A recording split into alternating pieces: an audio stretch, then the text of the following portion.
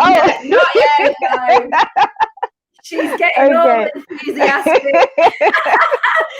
It's just gone on live. And that's because I'm sort of nervous, and I thought, right, let me just get this over with now. So yeah, okay. I will ease us into this. So, good morning, happy Monday, everybody. We are streaming live on the Marketing SOS page, Kate Carney UK, and YouTube. I'm trying to think about them. Good morning, Pauline. Hello. Good morning, Kate, and everybody else. So we're getting all excited. We're excited, that's what it is. We're all excited. So if you're watching, give us a hello, say hi. If you do watch a replay, put #replay. So happy Monday on this very rainy day. Is it rainy and drizzly down in Croydon? It's sort of started. Yeah. So we're here with the lovely Pauline, the enthusiastically excited Pauline Dean. We're going to talk about Pauline's business, and I'm going to share some of my lack of creativity in line with what you do, Pauline. So Pauline, come on, introduce yourself for us. Morning, Sarah. Hello. Introduce yourself for us, Pauline. Who are you? What do you do? Kate, I missed what you said. For some reason, you went, I don't know, just all the swirls were going around and I heard absolutely nothing. So introduce yourself for us, Pauline. Okay, my name is Pauline, Pauline Dean, and I'm a florist, event person, I suppose, mainly. I do obviously flowers and balloons and that type of thing, but I also decorate for venues. So I try to focus most of my energy on events as opposed to sort of the one or two sort of bouquets, primarily because I don't always like making them. Right. But I don't always like making them, and I don't sometimes like making things like buttonholes because they're just so fiddly, and you sort of spend so much time doing them, and you just think, oh, are they okay? And then people wear them upside down anyway, and you think, great, you know, I've just spent my time making it, and you've got it upside down, fantastic. But yeah, as I said, I do spend most of my time focusing on events. So that again, that would be weddings or birthday parties for children as well, christenings and naming ceremonies, and the new baby showers, which we sort of like inherited from America. Yes. So, okay. Yes. So beautiful floral displays. Flowers are the main thing. Flowers are the main thing, and my second bit is balloons. I introduced balloons a long time after I started with flowers, and I can remember being at college and my teacher said, oh, Pauline, you should do balloons, and I was like, yeah, that's so American. I don't think so. But eventually I got into it, went off and did a course, and there have been times when I've actually taught it myself as well. So I do actually enjoy it because balloons have become so much more creative. You can actually make really fantastic things, you know, not the 1, 2, 3 balloon anymore, you know, just really lovely things. So yeah, I'm actually enjoy doing that now. So yeah. So do you consider yourself, are you a creative person? Are you do you have a vision when you think about let's say a wedding and floral displays? Are you quite visionary with it, or is the bride and groom leading on that? How's it working? No, I'm visionary. I can actually stand. I'm visionary. I can stand there in a room and I can just visualize exactly what needs to go there. Because again, you're looking at the space that you're using. You're looking at the time period of the building. You're looking at the color scheme. Nice. You're looking at what type of event they actually want to do. And then I also look at people's personalities. So when I create things, particularly someone's bouquet, their bridal bouquet, that is made specially for them. I'll add little bits to it again, which actually reflects them. So my consultations will possibly last about an hour, my first one. And brides will sometimes think, why is she asking me so many questions? You know, I look at the color of someone's hair, their height, the size they are, because again, if I'm going to make a bouquet, it's a bouquet that actually needs to suit. So there's a lot that actually physically goes into it, well, mentally as well. So as I said, sometimes I was like, why is this woman asking me so many questions? And they actually don't realize why. Yeah, I can pop out a normal round hand tied, but that's not what I like to do. I always like to create something different or special for that person. So even if I use the same color and I had 5 customers, they would all end up with something that's totally different. And that I just love doing something creative. So this is what I love, right? Because that's what my sleeves on. Because I consider myself a creative person. And this makes my husband laugh because I'm quite creative. I can be quite visionary. However, put me in a situation where I have to walk into a venue and go right. and answer questions, answer questions or be asked questions about where do I want flowers. I literally say, I've got no idea. I'm like that. And I can't, it's like I can do it for business, easy. Right. But as soon as it gets into something like a wedding or flowers or dress or something, I just fall at the first hurdle. So when I hear you talk about it, when basically you're using a framework, aren't you, of asking questions, a framework in order to make your creative decisions. I just laugh my head off. I am using a framework, and I suppose experience. But I also think I'm not sure if everybody is of faith or whatever, but I personally feel that I've got a gift, and that's something, because even before I trained, I could do what I do. And Right. it's weird. It's just things just come to me. I might be driving down the road and an idea pops into my head. So yeah, I normally sort of drive with a bit of paper and pen, and I sort of stop and sort of do a little squiggle. I think, yes, there's another idea. Or sometimes I'll think, well, I'll do a little bit of practicing. I'll go buy some flowers, get some balloons, and I've got in my mind what I'm going to make, but that's not what my hands do. My hands do something totally different. I think, oh, that's interesting. That's a new idea again. So as I said, I just see what I do as a gift. And I must admit that sometimes when I've met people, customers, even if initially they sort of just came to see me, they then say, oh gosh, we were so infected with your enthusiasm and the ideas that you came up with that I end up getting the job, sometimes even without trying, because I'm so excited about what I'm doing. I'm sort of smiling. Yeah, I can do that. What else have you got? Come on, bring it on, and things like that. So yeah, I normally end up getting the job anyway. So I suppose you have to be visionary. I teach floristry as well, and I can usually tell the students who are going to be good at it, and the people who I know are going to struggle a little bit. So they need to look at things, because it's not just, if you're, for example, doing a wedding, it's not just the bride's bouquet. It's the whole thing that you need to look at. What perception are they trying to portray? Is it going to be down key? Is it going to be big and flash, or is it going to be elegant and simple? That type of thing that you're actually looking at. So you're also looking at your colors to portray that type of thing. So there are just so many different things that you actually look at, which again is quite exciting. You even look outside, you're going to bring the outside into the venue, or you're going to bring the inside of the venue outside. How are you going to incorporate all of that to just create an effective event? And it doesn't have to be expensive. It doesn't have to be expensive.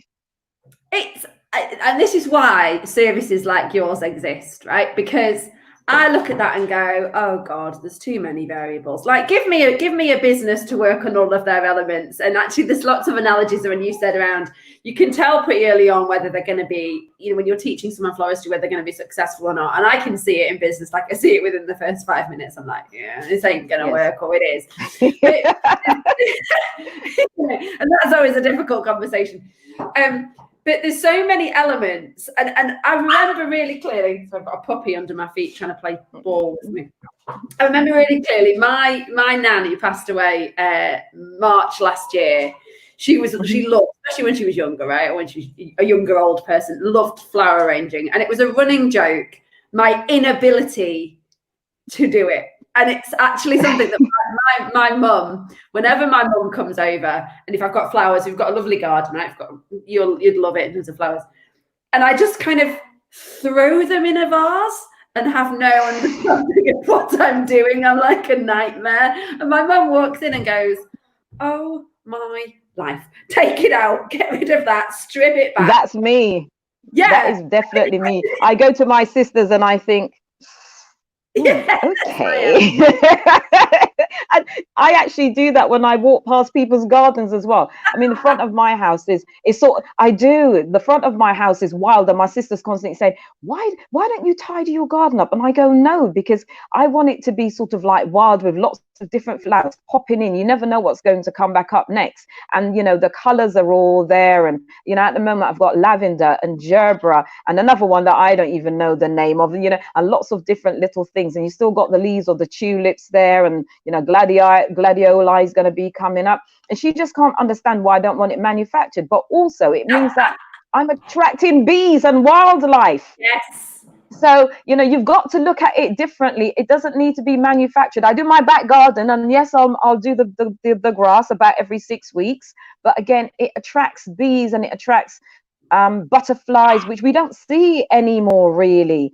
So Yeah. we get wasps and big bees and things like that. And yeah, so I've got a sort of like wildish part of the garden, and the other bit is manufactured with all the lights put down, so it looks nice and calm. But then I also strung up some different colored lights going all the way down my garden. It's all nice, it's all twinkly. So, and they're all different colors. What colors are they? Green and pink and blue and yellow. So again, in the sunshine you can see them twinkling. At nights I get some nice light from them. So yes, so I like doing all the different colors and adding things to it, and just being creative. Yeah, and it's different. It doesn't have to be the same. That's what I like. I really like that. Oh, Danny has said, yay, bees. Yes, we're a big lover of bees. We're a big lover of looking after wildlife. And actually, your wild card, you saying, the wild, I put a lot down in my garden to wildlife, to having a wild area. Oh, I've lost her. Is she gone? Are you there, Pauline? Got too excited about wildlife. Folks, if you can still hear me, I've lost her. Is she going to come back? Let's see. Right. I've removed Pauline from the chat for a moment, and I'm sure she's gonna pop back in a second, getting all excited. Oh, there she is. There she is. Yes, I lost you again. We lost you.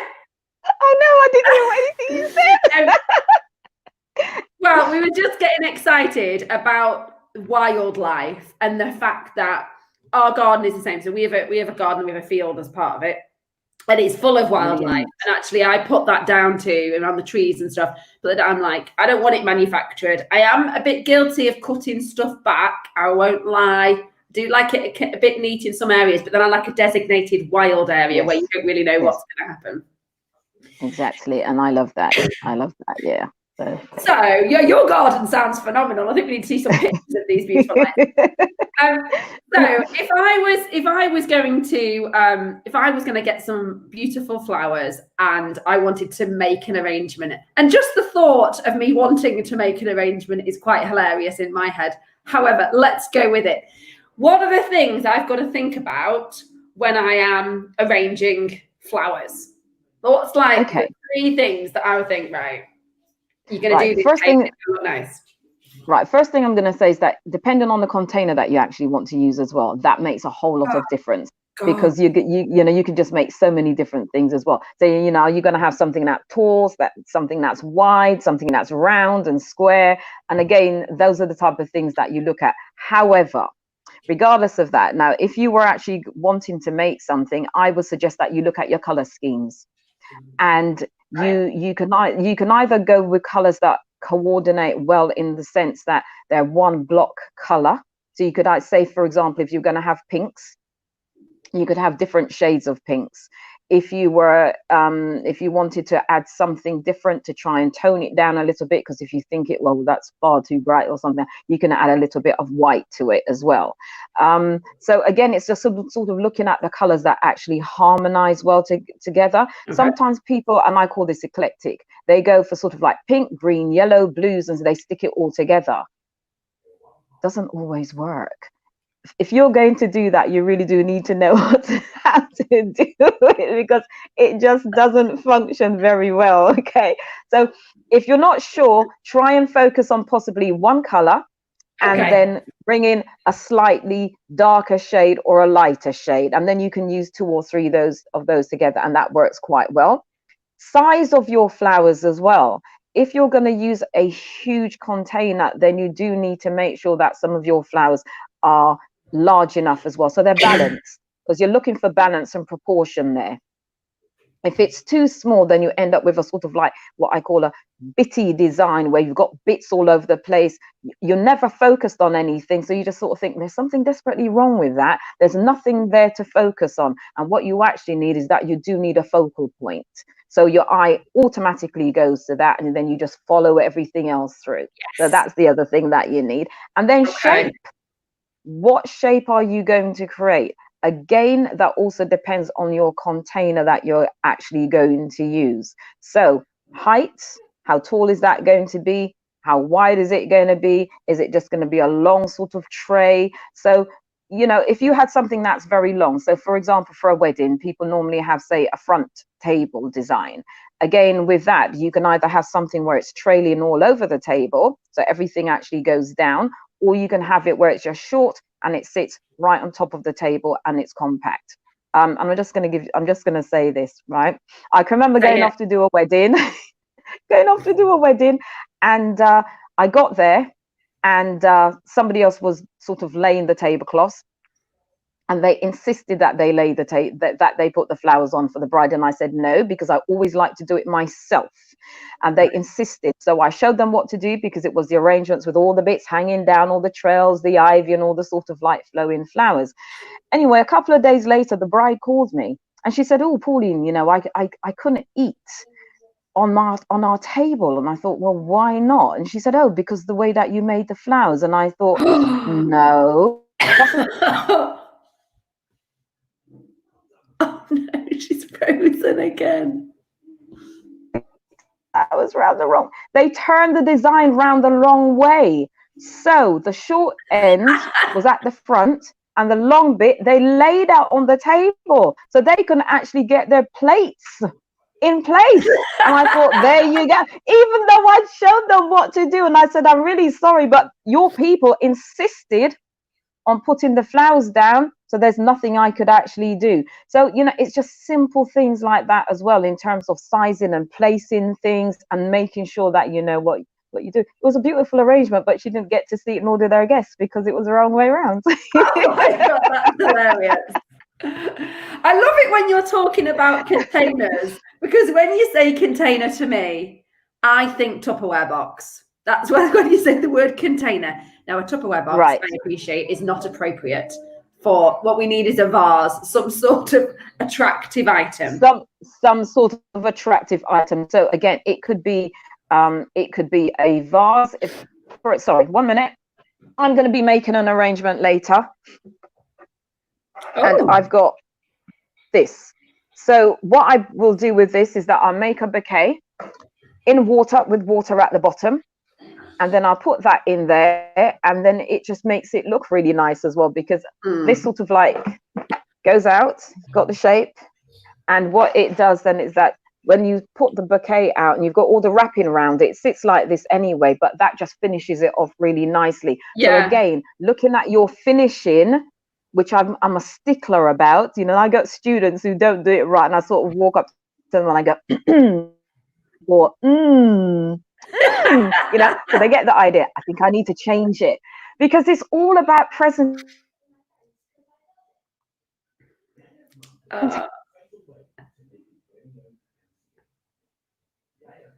There are shortcuts. I don't teach students shortcuts. That's right. And for me, I just always think that if someone is spending money with me, it doesn't matter whether it's £10 or £30 or £300, it doesn't matter how much it is.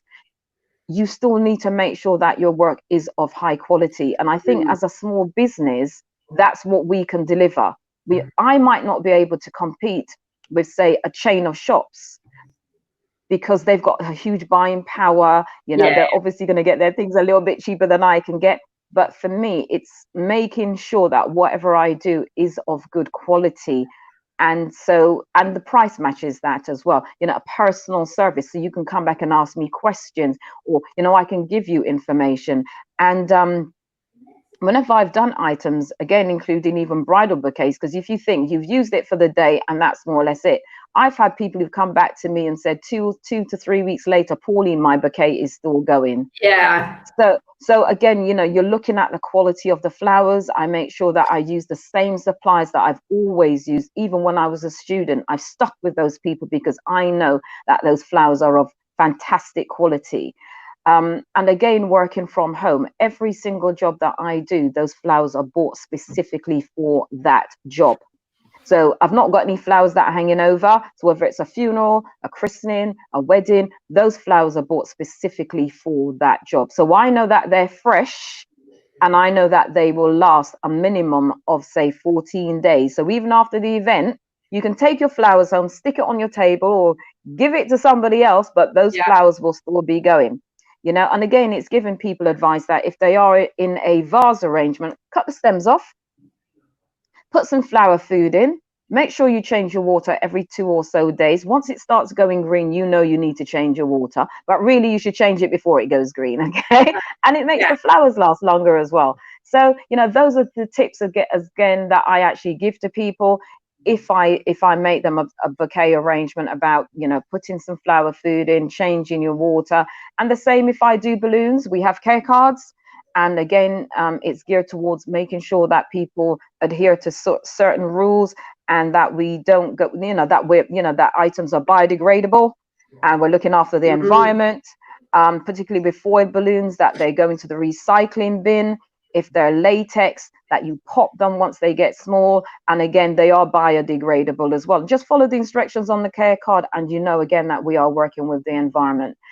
And as professionals, and not just getting our balloons from off the internet from anywhere, we know exactly the standards of the balloons that we're actually purchasing as professional people. So sometimes I might get someone who says, "Oh, well, can you get so and so off of eBay?" No, I don't. I make sure that my balloons are bought from reputable companies, where, as I said, we adhere to certain guidelines. We've got CE marks on all our balloons, and we do follow environmental guidelines as well. Pauline, what I kind of love is your values driven associated with this, and how it makes you a bit angry, because I'm getting a bit angry about balloons and floral standards and practices. It just shows your attention to detail and your kind of commitment to what you're doing, and actually all of that adds up to the quality of the service that you're offering and the satisfaction of the customer. Yes, definitely. So where can people find you? Tell us a bit about where you are then. You're down in Croydon. I'm down in Croydon in South London, sort of just nestled between Sutton and Croydon, on the borders of Surrey, some might say, something like, oh, so sometimes when we're up here, people go, oh, when I go down to London, well, I still think of Croydon as London. It's only sort of like 5 minutes down the road to get to Streatham, right? So it's still London as far as I'm concerned. So yeah, that's the why I'm there. So quite easy to get to. If you want to take the train or bus links, Morden Station is sort of like about 15 minutes away. East Croydon again is about 15 minutes away. So I'm still bang in the middle of all the different types of public transport that you can use. And I do travel around to places. I do sometimes like staying in my local area, as opposed to going to North London, which takes me about 2 hours to get there, and then sort of like 2 hours back. And by then it's all like 1 o'clock in the morning when I'm getting back home. But so that's really what I do, and that's where I am. And what's your website or your Facebook page, Pauline, that somebody could come and see a bit more about you? Oh, she's gone again. She's frozen. My company. Right. Okay. My website is www.flowartbal, and my company's called Floral and Balloon Artistry. I'm also on Facebook as Floral and Balloon Artistry. Okay, so I'll tell you what, I'm going to write Floral and Balloon Artistry. And I'm on Instagram as well, as at Insta Floral_artistry. Floral_artistry. And the reason I've got both those names is because years ago when I started, I had Floral Artistry as my company name. And then I started realizing that loads more people were calling themselves Floral Artistry. And then coincidentally, there was a lady in West London called Pauline, whose business was also called Floral Artistry. And people kept saying, oh, I've been ringing you, but I've not managed to get you. And I thought, well, I've not heard from you. And there's this other lady. So I thought, do you know what? I'm just going to change it. If I stick the balloons in, then I'll be different. But then I found out that someone in China went and used my name. Someone in China, but there's nothing we can do because they're out of the country. And then I found somebody else, I think it was in Trinidad, who's gone and stuck something like fun floral and balloon artistry, and I thought I still can't get away with somebody still trying to nick my name. Well, but no, it's kind of there you go. inevitable, isn't it? That's just what happens. So thank you so much for those tips. When it stops raining, I am going to go outside and cut some flowers and feel all brave. Right. And maybe post a photo of them as well. So if you could share, feel free to share any photos of your work. Yeah, I will. I'm a bit scared, but yeah, I will. Okay, when we're finished, I'll put a couple of bouquets or something like that, bridal bouquets, or a couple of balloon designs, and you can see exactly what my work looks like. Brilliant. Thank you so much. Cool. All right. Well, thank you everybody for joining us. Hopefully you're going to go and make some beautiful florist display at home in the sunshine. And yeah, thank you so much for that, Pauline. And I will say bye to everybody. And I will see you in a second. Bye, everybody. Bye-bye. Thank you. Bye.